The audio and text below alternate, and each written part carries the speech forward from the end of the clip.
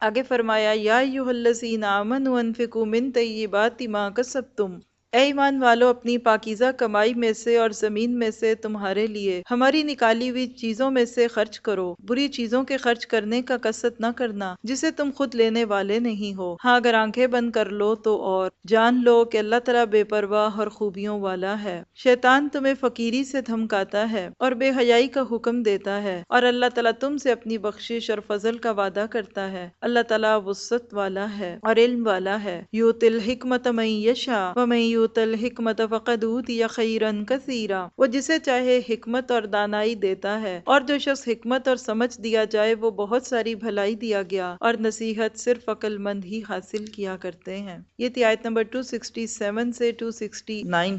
اس کا عنوان ہے اللہ سے شراکت کر لو صرف نفع کی بنیاد پر۔ دنیا میں عموماً جو ہمیں ڈیلز ملتی ہیں وہ کیا ہے؟ نفع اور نقصان کی شراکت پہ۔ آپ پیسہ لگا لیں نفع اور نقصان کی بنیاد پہ، اور اگر کوئی صرف نفع کی بنیاد پہ ہمیں کوئی ڈیل دیتا ہے تو وہ تو ویسے ہی جائز نہیں رہتی، جس کو انٹرسٹ کہہ دیتے ہیں۔ لیکن اللہ تعالیٰ ہمیں ایک ایسی دعوت دیتا ہے، اور وہ کیا ہے کہ جس نے میرے ساتھ سودے بازی کی، جس نے میرے راستے میں جان مال اور اپنی سکلز اور اپنی توانائیوں اور اپنی جوانیوں کو لگا دیا، اس کو کبھی نقصان نہیں ہوگا۔ اور ایسی چیز کو کہ مال کہاں خرچ کرے، اس کو یہاں حکمت کہا گیا۔ حکمت بہت خوبصورت چیز ہے۔ اللہ تعالیٰ کہتے ہیں خیر کثیر ہے۔ اللہ کے نبی نے فرمایا کہ حکمت مومن کی میراث ہے، جہاں سے ملتی ہے لے لو، متاع گم گشتہ۔ مراد کیا ہے کہ حکمت ہے اصل میں زندگی گزارنے کا طریقہ۔ حکمت کیا ہے؟ تقویٰ کے ساتھ اس کا بڑا گہرا تعلق ہے۔ اپنے معاملات کو اس طرح سے استعمال کرنا کہ اپنے ریسورسز ضائع نہ ہوں، یعنی جس کو ہماری زبان میں کہتے ہیں کہ سانپ بھی مر جائے اور لاٹھی بھی نہ ٹوٹے۔ یہ ہے حکمت۔ زندگی اس طریقے سے گزاری جائے کہ انسان لوگوں کو بہترین طریقے سے ہینڈل کرنا سیکھے۔ آپ گھر میں آپ کو اپنے بچوں سے ڈیل کرنا آ جائے، آپ کو اپنے شوہروں سے ڈیل کرنا آ جائے، آپ اگر کہیں پڑھاتی ہیں تو آپ کو اپنے اسٹوڈنٹس کے ساتھ ڈیل کرنا آ جائے، آپ کہیں مینیجر ہیں تو آپ کو اپنا اسٹاف جو ہے اس کو ڈیل کرنا آ جائے۔ یہ ساری چیزیں حکمت ہوتی ہیں، یعنی صحیح بات کو صحیح وقت پر کرنا، صحیح فیصلہ، عمل کرنے کا سلیقہ ہے، اللہ کی رضا کے لیے کسی کام کو کرنا۔ یہ ساری چیزیں جو ہیں یہ انسان کے حکمت کے لیے ہیں۔ دور اندیشی کو حکمت آپ کہہ لیں۔ اللہ تعالیٰ کہتے ہیں کہ جس کو حکمت دے دی اس کو بہت کچھ دیا۔ یہاں مال و دولت کے خرچ کرنے کے راستے میں حکمت کی بات کیا ہے؟ وہی بات جس کا پیچھے تذکرہ ہوا کہ زمین دیکھ کے بیج ڈالو، وہاں ڈالو جہاں تمہارا فائدہ ہو۔ کیوں صحابہ کرام اپنا مال لے لے کے پھرتے تھے اللہ کے نبی کے پاس کہ اللہ کے نبی خدا کے لیے اس کو قبول کر لیں، کچھ کام آ جائے۔ ابو بکر صدیق کو دیکھیں، عثمان غنی کو دیکھیے، حضرت طلحہ کو دیکھیں، حضرت عبد الرحمن بن عوف کو دیکھیں، گھر کی مال اٹھا کے پھر رہے ہیں کیونکہ ان کو پتا تھا یہ ہمارا لگ جائے گا۔ دنیا میں اب دیکھیے کہ کوئی کمپنی بہت فلرش کرے، بہت بزنس ہے ان کا، بڑے بڑے ان کے شیئرز بکتے ہیں یا ان کی پروفٹ کی اتنی لمبی لسٹ ہے، تو لوگ ان کے ساتھ مال لگانا چاہتے ہیں کیونکہ ان کو پتہ ہے یہ ملے گا۔ اور اگر کوئی ڈوبتی ہوئی کمپنی ہو تو کوئی اس میں مال لگایا ہوگا تو وہ بھی اٹھا لے گا۔ ایسی ہے نا، جہاں زیادہ مال ملنے کا امید ہوتی ہے وہیں لوگ لگاتے ہیں نا۔ اب ساری جگہ جہاں انسان لگاتا ہے اس میں سے سب سے زیادہ مال کہاں ملے گا؟ واپس اللہ کے راستے میں ملے گا۔ آج ہم اللہ کے راستے میں لگاتے ہیں، کل ہمیں وہاں جا کے مل جاتا ہے۔ تو یہی حکمت انسان کے مانگنے کی ضرورت ہے۔ ہم جو مال کماتے ہیں نا، اب دیکھیے جو مال بھی ہم کماتے ہیں نا اس کے خرچ کی دو صورتیں ہوتی ہیں۔ ایک ہوتی ہے شیطان کے بتائے ہوئے راستے پہ خرچ کیا جائے، اور ایک ہوتی ہے اللہ کے بتائے ہوئے راستے پہ خرچ کرنا۔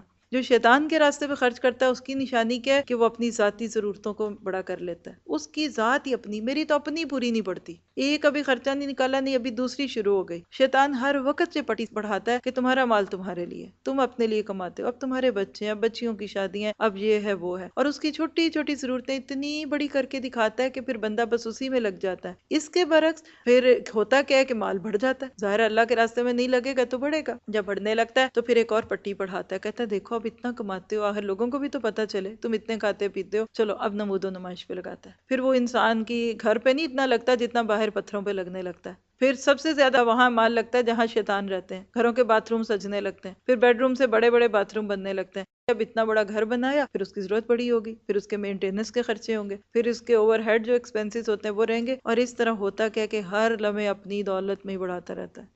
پچھلے دنوں دنیا کا ایک شخص جس کا انتقال ہوا، معروف بھی سب سے زیادہ تھا، دولت بھی سب سے زیادہ تھی، لیکن جب مرا تو اس کے سر پہ شاید $25 لاکھ کا قرضہ تھا۔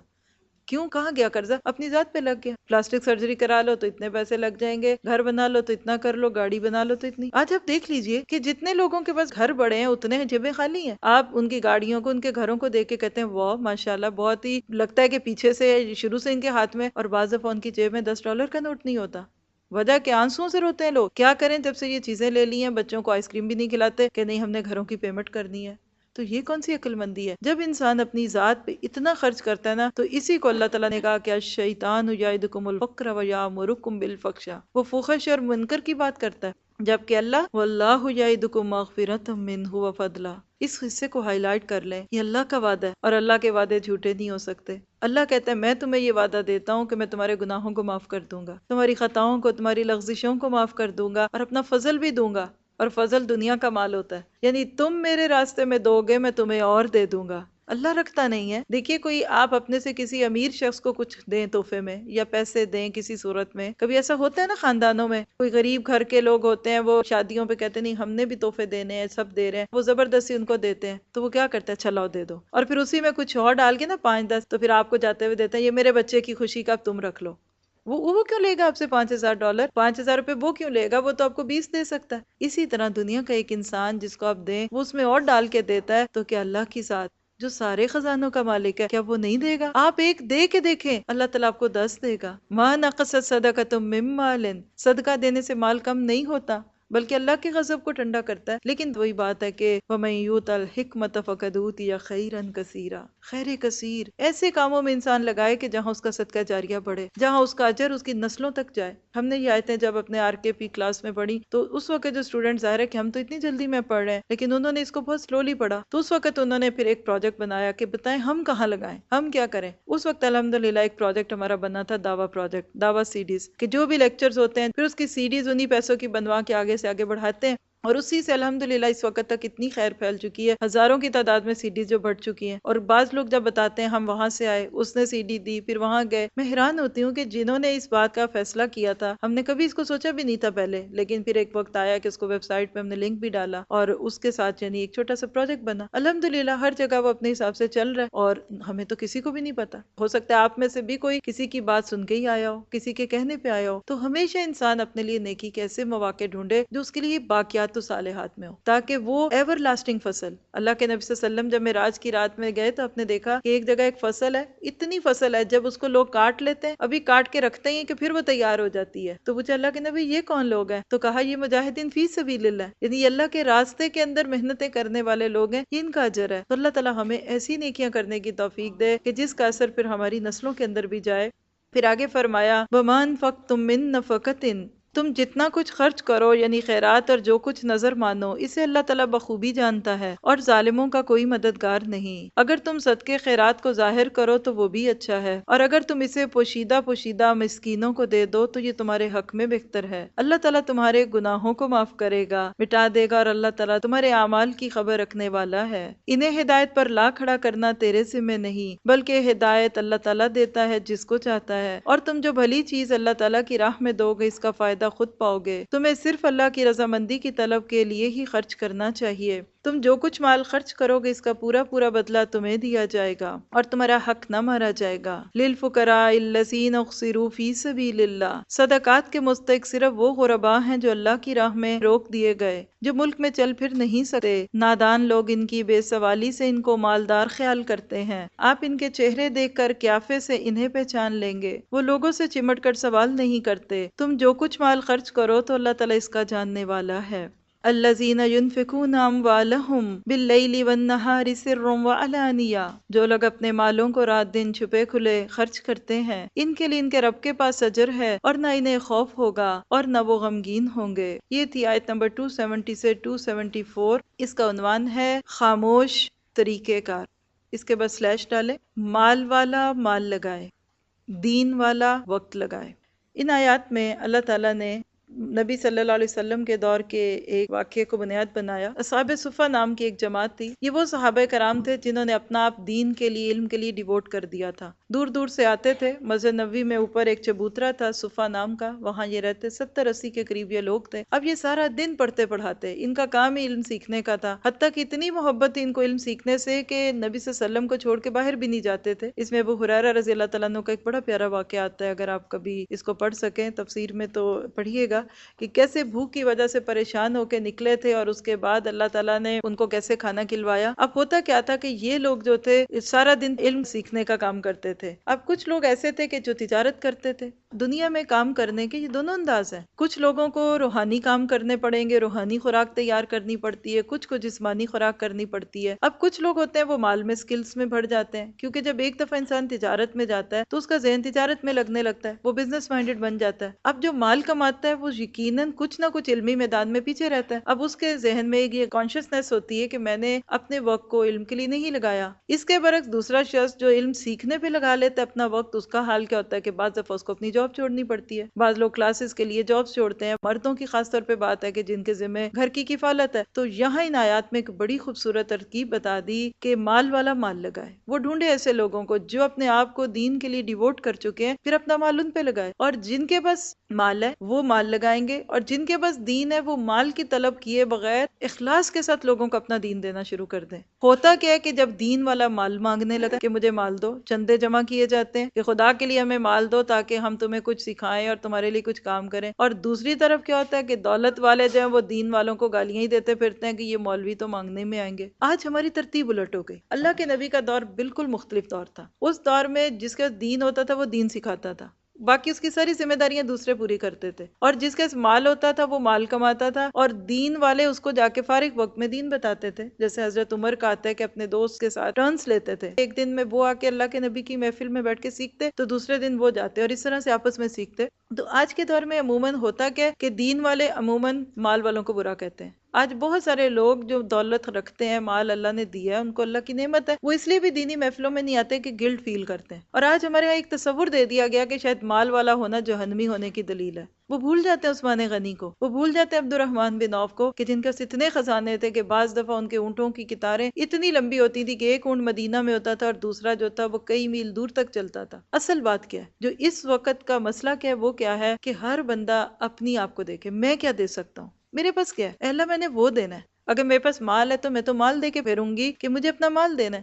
میرے پاس علم ہے تو میں علم لے کے پھروں گی. ہر بندہ اپنے حصے سے دینے والا بن جائے گا، دونوں کام ہوتے جائیں گے. اور جب وہ دونوں ایک دوسرے کو برا کہتے رہیں گے تو اس کا نتیجہ وہی ہے کہ ایک ملا اور ایک مسٹر. آج دو ٹرمز ہمارے ارد گرد دکھتی ہیں کہ ملا صاحب کو گالی دیتے ہیں مسٹر، اور مسٹر صاحب کو کہتے ہیں وہ برا. اور گزارا دونوں کا نہیں ایک کے بغیر. جس کو نکاح کرانا ہے اس کو پھر ملا کی ضرورت پڑے گی. کوئی فوت ہو جائے گا تو جنازہ ملا کو پڑھانا ہے. اور دین والے کو جب کبھی کوئی پیسے کی ضرورت پڑے گی پھر اس نے دولت والوں کے پاس جانا ہے. بہت ہی خوبصورت اس کے اندر ایک سوچ دی گئی ہے.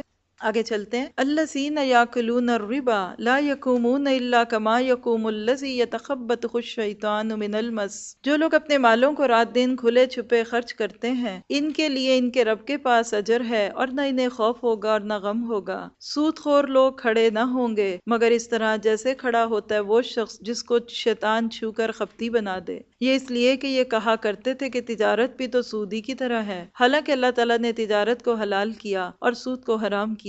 جو شخص اپنے پاس آئی ہوئی اللہ تعالیٰ کی نصیحت سن کر رک گیا، اس کے لیے وہ ہے جو گزرا، اور اس کا معاملہ اللہ تعالیٰ کی طرف ہے. اور جو پھر دوبارہ حرام کی طرف لوٹا وہ جہنمی ہے. ایسے لوگ ہمیشہ ہی اس میں رہیں گے. یمحق اللہ الربا ویربی الصدقات. اللہ تعالیٰ سود کو مٹاتا ہے اور صدقے کو بڑھاتا ہے. اللہ تعالیٰ کسی ناشکرے اور گناہ گار سے محبت نہیں کرتا. بے شک جو لوگ ایمان کے ساتھ سنت کے مطابق نیک کام کرتے ہیں، نمازوں کو قائم کرتے ہیں اور زکوٰۃ ادا کرتے ہیں، ان کا اجر ان کے رب کے پاس ہے. ان پر نہ تو کوئی خوف ہوگا اور نہ اداسی اور نہ غم ہوگا. یہ تھی آیت نمبر 275 سے 277، 275 to 277. اس کا عنوان ہے دوسروں کا خون نہ چوسو. ان آیات میں اس موضوع پہ بات کی گئی جو دین اسلام میں اعمال میں خراب عملوں میں سے ایک بہت بڑا عمل قرار دیا جاتا ہے، جس کو سود کہا جاتا ہے. اللہ تعالیٰ جو بندوں کا بندوں سے معاملہ چاہتے ہیں وہ زکوٰۃ اور صدقات والا معاملہ ہے کہ ضرورت مند کو زکوٰۃ دی جائے اور جو ہینڈ ٹو ماؤتھ ہے اس کو صدقہ دیا جائے. سود کا تعلق دو انسانوں کے بیچ میں ہونا یہ غیر فطری بانٹ ہے. اسلام چاہتا ہے کہ جس کی ضرورت ہے اس کو وہ دے جس کے پاس مال زیادہ ہے. خود ڈھونڈ کے دیکھے کہ اس کو دینے کی ضرورت ہے، اس کو دے دے. اس کے برعکس جو سود کا نظام ہوتا ہے اس میں کیا ہوتا ہے کہ جس کو چاہیے وہ پیچھے پھر رہا ہوتا ہے لینے والے کے، اور جس کے پاس مال ہے وہ مزید مال کمانے کے شوق میں اس کو پھر بھاری شرطوں پہ سود دیتا ہے. اسی کو اللہ کے نبی صلی اللہ علیہ وسلم کے دور میں بھی رائج کیا گیا تھا، اور آج کا تو پورا معاشرہ ہی سود پہ چلتا ہے کہ اللہ کے نبی کی وہ حدیث سچ ثابت ہوتی ہے کہ ایک وقت آئے گا کہ کوئی سود سے بچے گا لیکن اس کا غبار ضرور اس کو پہنچے گا. یہ سود کی حرمت کے بارے میں انتہائی آیتیں ہیں. اس سے پہلے 2-3 آیات گزر چکی تھیں. میں بھی وہی ترتیب آپ کے سامنے رکھنا چاہوں گی انشاءاللہ تعالی. جب ہم سورۃ روم کی وہ آیت جس میں آخری دفعہ اس کا ذکر آئے گا تو وہاں ہم اس پہ ڈیٹیل سے بات کریں گے. ابھی ہم آگے چلیں گے. یا ایھا الذین آمنوا اتقوا اللہ وذروا ما بقی من الربا ان کنتم صادقین. اے لوگو جو ایمان لائے ہو، اللہ سے ڈرو اور جو سود باقی رہ گیا ہے اس کو چھوڑ دو اگر تم سچ مچ ایمان والے ہو، اور اگر ایسا نہیں کرتے تو اللہ تعالیٰ سے اور اس کے رسول سے لڑنے کے لیے تیار ہو جاؤ. ہاں اگر توبہ کر لو تو تمہارا اصل مال تمہارا ہی ہے، نہ تم ظلم کرو اور نہ تم پر ظلم کیا جائے. اور اگر کوئی تنگی والا ہو اور اسے آسانی تک مہلت دینی چاہیے، اور صدقہ کرو تو تمہارے لیے بہت ہی بہتر ہے اگر تم میں علم ہو. واتقوا یوما ترجعون فیہ الی اللہ. اور اس دن سے ڈر جاؤ جس میں تم سب اللہ کی طرف لوٹائے جاؤ گے، اور ہر شخص کو اس کے اعمال کا پورا پورا بدلہ دیا جائے گا اور ان پر ظلم نہیں کیا جائے گا. یہ تھی آیت نمبر 278 سے 281. ان کا عنوان ہے سود چھوڑ دو اگر اللہ سے ڈرتے ہو. سود کے پیچھے اگر آپ ایک کلیہ سمجھ لینا کہ کوئی کسی پہ نہ ظلم کرے نہ کسی پہ ظلم کیا جائے. اسلام دولت کے بارے میں جو نظریہ رکھتا ہے وہ کیا ہے کہ اس کو پھیلایا جائے. دولت والے کے ہاتھ سے غریب کے ہاتھ میں آئے اور غریب اپنی ضروریات پوری کرے اور اس سے معاشرے میں ایک امن اور چین آئے. ظاہر ہے کہ سب کو اس کی ضرورت کی چیزیں ملیں گی تو سب ٹھیک ہو جائے گا. آپ سوچیں کہ ایک طرف بہت پہاڑ ہے اور دوسری طرف جو ہے وہ گہری کھائیاں ہیں. ایون کرنے کا طریقہ کیا ہے کہ وہ پہاڑ کو اوپر سے کاٹ کے اس کھائی کو ایون کر دیا جائے. سود کے مال کو بھی گلٹ یعنی ایک گلٹی کہہ لیں، ٹیومر کہہ لیں. ربا کا جو لفظ ہوتا ہے نا، یہ یعنی اصل مال کے اوپر دوسرے مال کی تصور آتا ہے جیسے ایک ٹیلا ہوتا ہے. اللہ تعالیٰ کیا چاہتے ہیں کہ جن کے مال ہے وہ غریبوں کو دیں تاکہ سب برابر ہو جائیں. اس کے برعکس سود میں کیا ہوتا ہے کہ جس کے پاس مال ہے وہ اپنے اس مال پہ اور مال جمع کرتا جاتا ہے. نتیجہ کیا آتا ہے کہ دولت جو ہے وہ چند ہاتھوں میں جمع ہوتی ہے. اس کی ایک چھوٹی سی مثال ہے کہ ایک رپورٹ تھی کہ دنیا کی اس وقت جو 200 امیر ترین لوگ ہیں، یعنی 200 سب سے امیر ویلدیسٹ پیپل جو ہے، ان کے ہاتھوں میں 41% انسانوں سے زیادہ دولت ہے. یعنی پوری انسانیت کے 41% لوگوں کے پاس جتنی دولت ہے وہ صرف ان 200 لوگوں کے پاس ہے.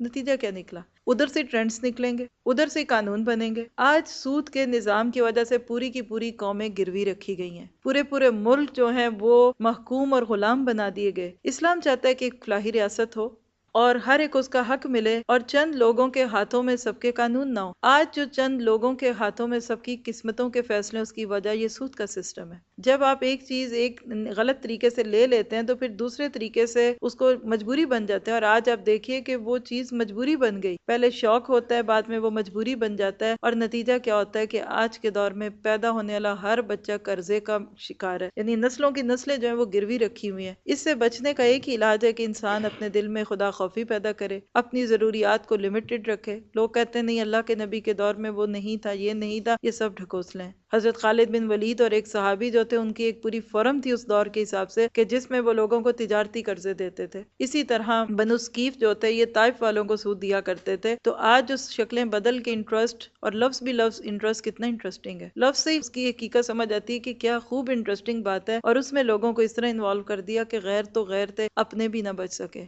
کہ وہ لوگ جن کے لیے اللہ نے آخرت کی جنتوں کے وعدے کیے ہوئے تھے، انہوں نے دنیا کو جنت بنانے کے لیے اپنے سروں کو قرضوں کے بوجھ میں ڈال دیا. اور آگے دیکھیں گے اب قرض کی بات آ رہی ہے. سود اور قرض کا چولی دامن کا ساتھ ہے. جہاں سود ہوگا وہاں قرض ہوگا. اور تکلیف کی بات تو یہ ہے کہ جب ہم قرض لے لیتے ہیں سود کے اوپر اور پھر اس کے بعد ہم اس کو ادا نہ کر پائیں تو کہتے ہیں اب ہم پہ زکوٰۃ بھی معاف ہے کیونکہ ہم پہ قرض ہے.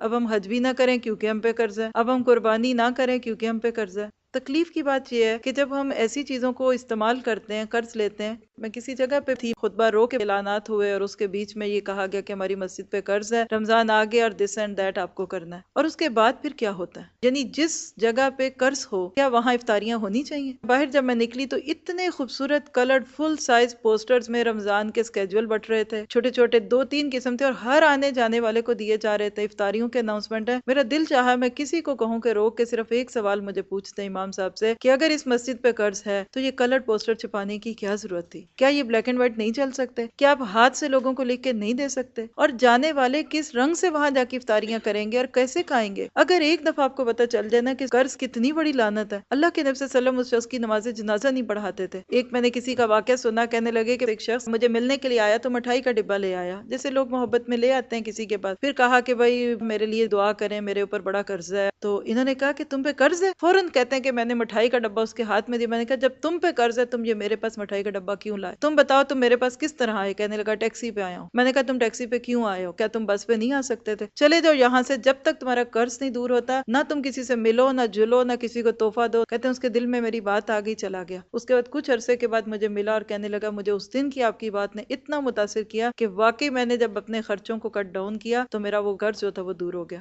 آج ہمیں اس کا احساس نہیں۔ آج ہم اپنی نسلوں کو کیا دے کے جاتے ہیں؟ قرض دے کے جائیں گے۔ آج ورثہ بٹتا ہے تو پہلے تو قرض نکلنا ہے، قرض میں تو وہ سارا کچھ نکل گیا، نسلوں کو ورثہ کہاں ملے گا، وہ تو قرض ملے گا۔ اور یہ مجھے اس وقت سمجھ آئی جب مجھ سے کسی نے ایک مسئلہ پوچھا اور جس کی گہرائی میں بات نکلی یہ کہ جب باپ فوت ہوئے تو مال بھی بہت تھا لیکن قرض بھی تھا، قرض دیتے تو مال اس سے تھوڑا تھا، پھر مال لینے کی تو بات ہی نہیں پیدا ہوتی۔ تو لہٰذا اس شعور کے ساتھ اب اگلی آیتوں کو سنتے ہیں، اور بیسیکلی یہ ایک رخصت تھی۔ آپ دیکھیں کہ مال کی بات چل رہی تھی، شروع میں صدقہ خیرات کی باتیں ہوئیں۔ صدقہ خیرات اچھی بات ہے، غریبوں کو دیا جائے، اس سے کوئی بچنا چاہتا ہے، یعنی صدقہ خیرات اگر جب رک جاتا ہے تو اس کے نتیجے میں سود عام ہو جاتا ہے۔ اب کوئی صدقہ لینا نہیں چاہتا، اس کی عزت نفس کو مجروح ہونے کا ڈر ہے۔ دوسری طرف صورت آتی ہے کہ سود حرام ہے، وہ لے نہیں سکتے۔ تیسری صورت کیا، اس کا ذکر اب اگلی آیت میں، اور وہ ہے قرض۔ کیسے ہے، اس کی کچھ کنڈیشنز اس میں ہم دیکھیں گے، اور یہ قرآن پاک کی سب سے لمبی آیت ہے الفاظ کے اعتبار سے، اس کو آیت دین بھی کہتے ہیں۔ یا ایھا الذین آمنوا اذا تداینتم بدین الی اجل مسمی فاکتبوا، اے ایمان والو جب تم آپس میں ایک دوسرے سے میعاد مقرر پر قرض کا معاملہ کر لو تو اسے لکھ لیا کرو، اور لکھنے والے کو چاہیے کہ تمہارا آپس کا معاملہ عدل سے لکھے، کاتب کو چاہیے کہ لکھنے سے انکار نہ کرے، جیسے اللہ نے اسے سکھایا پس اسے بھی لکھ لینا چاہیے، اور جس کے ذمہ حق ہو وہ لکھوائے، اور اپنے اللہ سے ڈرے جو اس کا رب ہے، اور حق میں سے کچھ گھٹائے نہیں۔ ہاں جس شخص کے ذمہ حق ہے وہ اگر نادان ہو یا کمزور ہو یا لکھوانے کی طاقت نہ رکھتا ہو تو اس کا ولی عدل کے ساتھ لکھوا دے، اور اپنے میں سے بھی 2 مرد گواہ رکھ لو، اگر 2 مرد نہ ہو تو 1 مرد اور 2 عورتیں جنہیں تم گواہوں میں سے پسند کر لو، تاکہ ایک کی بھول چوک کو دوسری یاد دلا دے، اور گواہوں کو چاہیے کہ وہ جب بلائے جائیں تو انکار نہ کریں، اور قرض کو جس کی مدت مقرر ہے خواہ چھوٹا ہو یا بڑا لکھنے میں کاہلی نہ کرو۔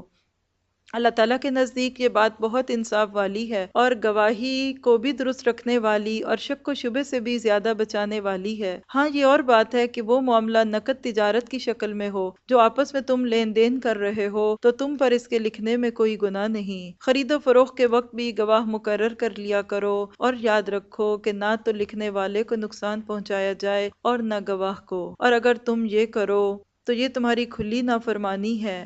اللہ سے ڈر جاؤ جو تمہیں تعلیم دے رہا ہے، اور اللہ تعالیٰ ہر چیز کو خوب جانتا ہے۔ وَإِن كُنتُمْ عَلَىٰ سَفَرٍ وَلَمْ تَجِدُوا كَاتِبًا، اور اگر تم سفر میں ہو اور لکھنے والا نہ پاؤ تو رہن قبضے میں رکھ لیا کرو۔ ہاں اگر آپس میں ایک دوسرے سے مطمئن ہو تو جسے امانت دی گئی ہے وہ اسے ادا کرے، اور اللہ تعالیٰ سے ڈرتا رہے جو اس کا رب ہے۔ گواہی کو نہ چھپاؤ، اور جو اسے چھپا لے وہ گناہ گار دل والا ہے، اور جو کچھ تم کرتے ہو اللہ تعالیٰ اسے خوب جانتا ہے۔ یہ تھی آیت نمبر 282 سے 283۔ ان کا عنوان ہے بعد کی رنجشوں سے بچنے کے لیے۔ بعد کی رنجشوں سے بچنے کے لیے پہلے ہی لکھت پڑھت کر لو۔ ان آیات میں ہم نے قرض اور مورگیج دونوں کی باتیں پڑھی، یعنی رہن کی باتیں پڑھی گئیں۔ یہ ایک اگلی رخصت تھی کہ اللہ تعالیٰ نے بتایا کہ اگر کوئی سود سے بھی بچنا چاہتا ہے اور صدقہ خیرات وہ لے نہیں سکتا تو پھر وہ قرض لے لے۔ قرض الاؤڈ ہے، اسلام میں اس کی کیا حیثیت ہے؟ قرض کی اجازت ہے، رخصت بھی ہے، لیکن لینے دینے کی کچھ شرائط ہے جس کا تذکرہ ہم نے اس آیت میں پڑھ لیا۔ لیکن قرض پسندیدہ نہیں ہے۔ اللہ کے نبی صلی اللہ علیہ وسلم نے فرمایا کہ مرنے والے کی میت قرض کی وجہ سے معلق رہتی ہے یہاں تک کہ اس کو ادا نہ کر دیا جائے۔ اللہ کے نبی صلی اللہ علیہ وسلم کے سامنے جب کوئی جنازہ لایا جاتا تو آپ پہلے پوچھتے کہ کیا اس کے اوپر کوئی قرض تھا، اگر کہا جاتا ہاں تو پھر آپ اس کی نماز جنازہ نہ پڑھاتے، کسی اور کو کہتے تم پڑھا لو، کیونکہ یہ کارنر ہوتی ہے کہ اللہ کا نبی کسی کا جنازہ پڑھائے تو اللہ کے نبی اس کا نہیں پڑھاتے تھے۔ اسی طرح ایک روایت سے پتہ چلتا ہے کہ شہادت سے انسان کے سارے گناہ معاف ہو جاتے ہیں سوائے قرض کے، تو اس کی قباحت کو محسوس کرنا چاہیے۔ مجبوری کی بات اور ہے، بعض دفعہ واقعی ہینڈ ٹو ماؤتھ ہونے کی کیفیت ہوتی ہے، تو قرض کا تعلق ضروریات سے ہے، تعیشات بات سے نہیں۔ اگر اس جملے کو اس کے عنوان میں لکھ لیں تو انشاءاللہ تعالیٰ آپ کو اس کی تھیم سمجھ آ جائے گی کہ قرض جائز ہے مگر ضرورت کے لیے، تعیش کے لیے نہیں۔ اور اللہ تعالیٰ ہمیں اس سے محفوظ رکھے کہ ہم صرف اپنی دنیا کی لگژریز کے لیے اپنے آپ کو قرضوں کا شکار کر لیں۔ آخری آیتیں ہیں سورۃ بقرہ کی، للہ ما فی السماوات و ما فی الارض، آسمانوں اور زمین کی ہر چیز اللہ ہی کی ملکیت ہے۔ تمہارے دلوں میں جو کچھ ہے تم اسے ظاہر کرو یا چھپاؤ، اللہ تعالیٰ اس کا حساب تم سے لے گا، پھر جسے چاہے بخش دے اور جسے چاہے سزا دے۔ اللہ تعالیٰ ہر چیز پر قادر ہے۔ رسول ایمان لایا اس چیز پر جو اس کی طرف اللہ تعالیٰ کی جانب سے اتری، اور مومن بھی ایمان لائے۔ یہ سب اللہ تعالیٰ اور اس کے فرشتوں پر، اس کی کتابوں پر اور اس کے رسولوں پر ایمان لائے۔ اس کے رسولوں میں سے ہم کسی میں تفریق نہیں کرتے۔ انہوں نے کہہ دیا کہ ہم نے سنا اور اطاعت کی، ہم تیری بخشش طلب کرتے ہیں اے ہمارے رب، اور ہمیں تیری ہی طرف لوٹنا ہے۔ لا یکلف اللہ نفسا الا وسعها، اللہ تعالیٰ کسی جان کو اس کی طاقت سے زیادہ تکلیف نہیں دیتا۔ جو نیکی کمائے گا وہ اس کے لیے ہے، اور جو برائی کرے وہ اس پر ہے۔ ربنا لا تؤاخذنا ان نسینا او اخطانا ربنا ولا تحمل علينا اصرا كما حملته على الذين من قبلنا ربنا ولا تحملنا ما لا طاقة لنا به واعف عنا واغفر لنا وارحمنا انت مولانا فانصرنا على القوم الكافرين۔ اے ہمارے رب، اگر ہم بھول گئے ہوں یا ہم نے خطا کی ہو تو ہمیں نہ پکڑنا۔ اے ہمارے رب، ہم پر وہ بوجھ نہ ڈال جو ہم سے پہلے لوگوں پر ڈالا گیا۔ اے ہمارے رب، ہم پر وہ بوجھ نہ ڈال جس کی ہم میں طاقت نہ ہو، اور ہم سے درگزر فرما اور ہمیں بخش دے اور ہم پر رحم فرما۔ تو ہی ہمارا مالک ہے، ہمیں کافروں کی قوم پر غلبہ عطا فرما۔ آمین۔ بڑی خوبصورت دعا کے ساتھ سورت تمام ہوتی ہے۔ اصل میں مکی دور سے نکل کر اب مدنی دور کے آغاز تھے، اور مسلمانوں کو دعائیں سکھائی جا رہی تھیں، جو کچھ 13 سال میں اللہ تعالیٰ نے تمہیں دیا ہے اب مدنی دور میں جا کے اس کی حفاظت کرنا۔ اور یہ آخری آیتیں اتنی خوبصورت ہیں کہ ان کو اللہ تعالیٰ نے زمین پہ نازل نہیں کیا بلکہ آسمانوں پہ اللہ کے نبی کو معراج کے سفر پہ یہ دعائیں دی گئیں۔ رات آخری عمل یہی ہونا چاہیے کہ ان 2 آیتوں کو ہم پڑھ سکیں، اور دعا خاص طور پہ بڑی خوبصورت ہے اس میں۔ اس حصے کو عنوان لکھ لیجئے 284 سے 286، ذرے سے ستارے تک اطاعت میں بندھے ہوئے ہیں، یعنی کائنات کا ذرہ ذرہ اللہ کی بات مان رہا ہے، اور تم کیا کر رہے ہو؟ اصل میں اس آیت میں پھر وہی کائنات کی نشانیوں نے ہمیں توجہ دلا دی کہ سورج، چاند، ستارے، ذرے، ریت کے ذرے، پانی کے قطرے، ہر چیز اللہ کی بات مان رہے ہیں۔ ہم سب ان سب سے اگر سیکھ لیں تو اطاعت سیکھ سکتے ہیں۔ اللہ تعالیٰ کا جو بندہ مطلوب ہے وہ اطاعت اور ایمان والا ہے۔ ایمان کیا ہے کہ بندہ اپنے آپ کو رب کے حوالے کر دے، اور اطاعت کیا ہے کہ عمل سے اس کو ثابت کر دے۔ جو انسان اس شعور کے ساتھ اپنے رب کو پا لیتا ہے، پھر اس کی زبان پہ دعائیں آتی ہیں کہ اللہ تو میرے گناہوں کو معاف کر دے اور مجھے ویسا بنا لے جیسا تو بنانا چاہتا ہے۔ ہم بھی یہی دعا کرتے ہیں